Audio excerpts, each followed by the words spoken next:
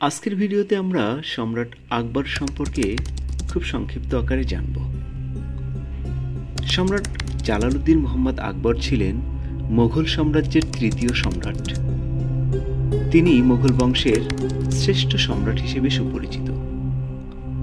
পিতা সম্রাট হুমায়ুনের মৃত্যুর পর মাত্র ১৩ বছর বয়সে ১৫৫৬ সালে আকবর ভারতের সিংহাসনে বসেন। রাজ্য পরিচালনা ও সাম্রাজ্য বিস্তারে তিনি সফলতার পরিচয় দেন। রাজ্যের প্রদেশগুলোকে স্বায়ত্তশাসন প্রতিষ্ঠা করে আমলাতন্ত্র চালু করেন। রাজ্যের অভ্যন্তরীণ বিশৃঙ্খলা রোধ করতে তিনি রাজপুতদের সাথে ভালো সম্পর্ক রাখতেন। রাজপুত কন্যাদের বিয়ে করে তাদের সাথে সম্পর্কে আরও নিবিড় করতেন।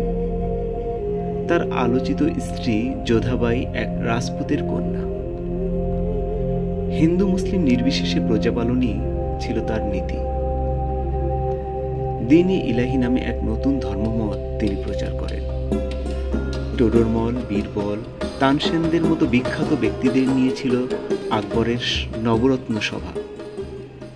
বিশ্বের অন্যতম শ্রেষ্ঠ জনপ্রিয় সম্রাট আকবর ১৬০৫ সালে মৃত্যুবরণ করেন।